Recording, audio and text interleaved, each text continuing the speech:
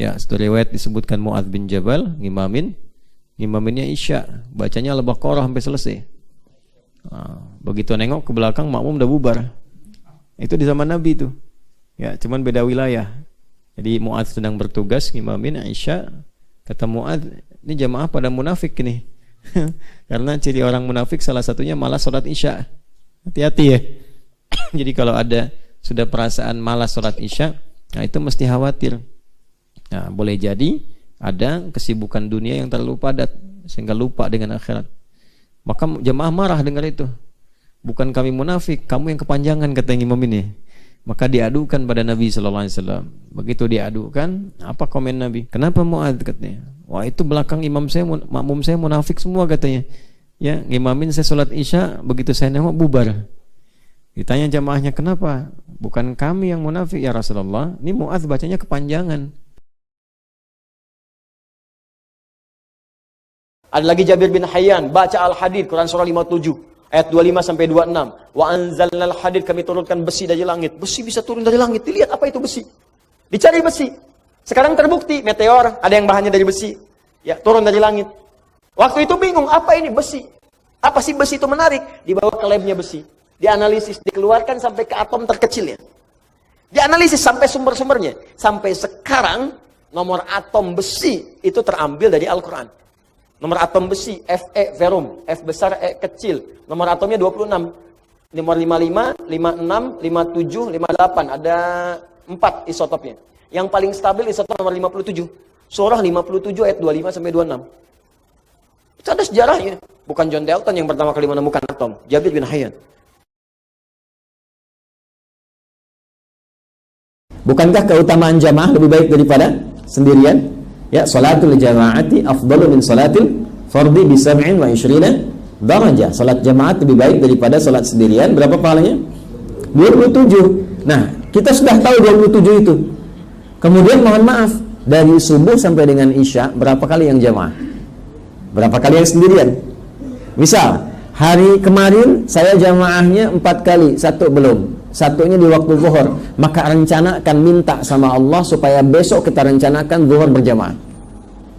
Kalau perlu malamnya sudah dirinci, subuh di masjid A, zuhur di masjid B, ya kan? Kemudian asar, maghrib sampai Isya. Saya tanya antum Jumatan hari ini akan di mana tuh? Hah? Kalau ya jelas di masjid ya, masa Jumatan di rumah? Pasti di masjid. Direncanakan masjid mana? Sehingga dengan perencanaan itu kegiatan jadi terukur.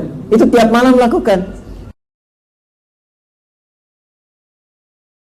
Terkait dengan mengantuk, mohon izin, mohon maaf, itu lebih kembali pertama selain kepada niat adalah pengaturan waktu.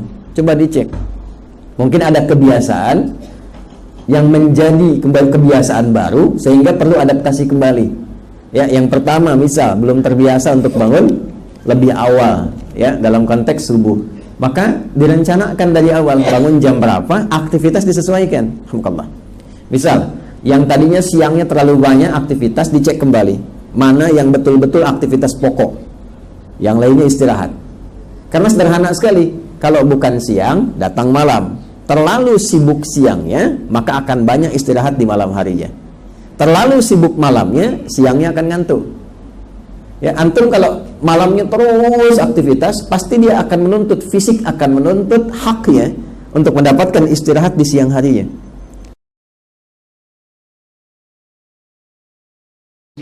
Nabi Ibrahim, Nabi Ismail, itu keduanya bermohon, ya Allah, karena ini Rasul yang paling mulia, maka mohon ya Allah lahirnya dekat tempat yang paling mulia. Mana tempat yang paling mulia di bumi? Ka'bah. Di Makkah Al-Mukarramah. Karena itu satu-satunya Nabi yang lahir dekat Ka'bah itu cuma Nabi Muhammad SAW. Nabi Ismail dimakamkannya dekat situ, yang dekat sumur Zam-Zam itu. Ya. Tapi yang lahir di situ hanya Nabi Muhammad SAW. Yang sekarang jadi tempat maktabah qadimah itu. Ya, perpustakaan itu, ya. Cuma sengaja disamarkan supaya menunjukkan kepada masyarakat itu ya tentang situs-situs yang benar, tapi tidak digunakan sebagai bagian dari penyembahan. Kadang nyampe sana ada yang salah kiblat. Gitu. Salatnya ngadep ke situ. jangan dipahami sebagai perintah formal ibadah. Walaupun memang itu perintah. Ya, sholat hukumnya apa? Wajib. Wajib sifatnya apa? Kewajiban kan? Yang harus kita tunaikan. Bentuknya perintah kan? Wa aqimus shalah, tunaikan oleh kalian sholat. Perintah mengandung unsur wajib. Wajib berarti harus dikerjakan kan? Nah, perintah itu turun dasarnya sebagai kasih Allah. Jadi kalau perintah itu cuma bentuknya saja, formalnya untuk diberikan kepada kita. Tapi di balik perintah itu yang harus kita rasakan dan tanamkan ke jiwa kita. Jadi ketika diperintahkan sholat, jangan lihat kewajibannya. Karena nggak dilihat pun tetap wajib. Paham? Yang dirasakan itu maknanya. Apa hikmahnya di balik ini? Karena itu ketika Nabi diutus pun bukan hanya menerangkan, ini kerjakan, ini tinggalkan. Tapi hikmahnya apa?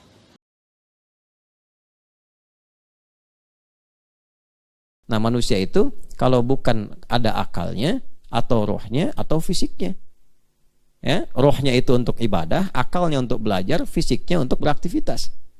Semua butuh makanan. Kalau makan asal-asalan kan jadi penyakit ya. Makannya itu sambalnya nanti pas sahur tuh, yang lain jangan dimakan, sakit. Ya, sama, belajar juga begitu. Kalau asal-asalan akalnya sakit. Ya kan? Ya, ibadah juga begitu. Kalau asal-asalan rohnya pasti sakit.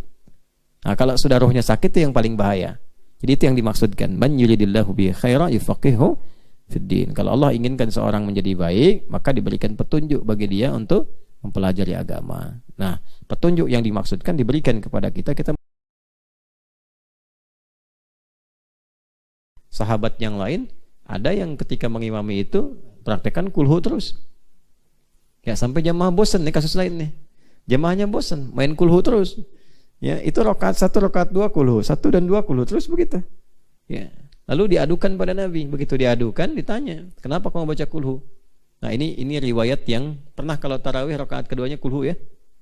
Rakaat pertama misalnya baca surat apa, kedua kulhu, terus gitu. Itu ada sanadnya. Nah, maka ketika disampaikan demikian, maka dikonfirmasi, "Kenapa kamu baca kulhu?" Kata sahabatnya, "Ya Rasulullah, di dalam surat Al-Ikhlas itu terdapat semua sifat-sifat Allah. Sedangkan saya senang dengan sifat Allah itu." Maka langsung mendapatkan hadis qudsi, ya, disampaikan kata Nabi sallallahu alaihi wasallam, "Allah mencintai engkau karena engkau mencintai sifat-sifatnya." Nah, itu sanad kulhu. Tapi jangan jadikan alasan untuk kulhu terus gitu ya. Karena nanti ada surat-surat yang lain. Dari yang kurang-kurang bermanfaat, itu nanti akan masuk pindah kualitas langsung ditetapkan oleh Allah kepada calon penghuni surga Firdaus. Enggak cukup dengan amin. Kita letakkan dulu ya. Di antara ciri khas calon penghuni Firdaus itu meninggalkan segala yang tidak penting. Ya, walladzina hum 'anil lagwi mu'ridun. Quran surah ke-23, surah Al-Mu'minun di ayat yang ketiga. Qad aflahal mu'minun, 1, alladzina hum fi salatihim khashi'un, 2, walladzina hum 'anil lagwi mu'ridun. Yaitu orang-orang yang gemar memfokuskan kegiatannya pada yang bermanfaat saja. Jadi kalau tak bermanfaat sudah tinggalkan. Kita bicara tak bermanfaat, diam. Memandang tak ada manfaatnya, palingkan. Malam-malam nggak ada manfaatnya, untuk apa kemudian diteruskan? Istirahat saja. Wah, ini ada kegiatan bola rame misalnya kan, jamnya bisa mengganggu aktivitas kita. Sekarang kan eranya sudah berubah. Apa yang dilihat malam bisa ditonton besok. Ya, pada keluarga seperti apa? Pada ibu sudah menyapa atau belum? Sudah mendoakan keluarga atau belum? Ya. Nanti setelah semuanya direncanakan, yang kurang-kurang istighfari, itulah maksudnya 70 sampai 100. Supaya dalam tidurnya Allah ridha. Jadi kalau orang terbiasa istighfar, mengoreksi, mengevaluasi istighfar, itu akan membantu dia mendapatkan suasana tidur yang tenang. Akhirnya tidurnya lebih tenang, lebih enak, lebih nyaman. Diatur Nabi ba'da isya demikian, paling-paling 15-30 menit selesai istirahat. Jadi kalau sekarang misalnya selesai setengah 8 salat isya, jam 8 sudah istirahat. Bangun pertengahan malam. Ya, saya pernah mengukur itu dalam hadis, kalau kurang lebih setengah 8, jam 8 selesai, itu bangunnya kurang lebih jam setengah 2 lah. Itu rata-rata itu seperti itu. Setengah 2, kalau sepertiga malamnya setengah 3 kurang lebih. Kalau kekinian setengah 5 subuhnya, setengah 3 jam 3. Dijadikan seorang imam itu untuk diikuti. Maka walaupun tertinggal bacaan, imamnya kemudian sudah ruku, Anda baru dapat imam ruku, langsung takbir, langsung ruku. Kalau posisi imam ruku. Nah, ruku ini terambil dari kata rakaatun. Jadi kalau masih dapat ruku, dapat 1 rakaat. Ya. Subuh berapa rakaat? 2 rakaat. Di rakaat pertama, begitu kita takbir, imam ruku. Itu langsung takbir, langsung ruku. Tidak usah baca iftitah, tidak usah baca Fatihah lagi. Nah, gimana status Fatihahnya? Kan rukun. Faqiraatul imam qiraatul makmum. Sepanjang masih dapat ruku, maka bacaan Fatihah makmumnya diwakili oleh imam. Terwakilkan kepada imam. Tapi kalau imam sudah i'tidal, nah itu sudah lewat. Lewat 1 rakaat. Tapi termasuk dalam jamaah. Takbir langsung i'tidal. Nanti setelah imam salam tambah 1 rakaat.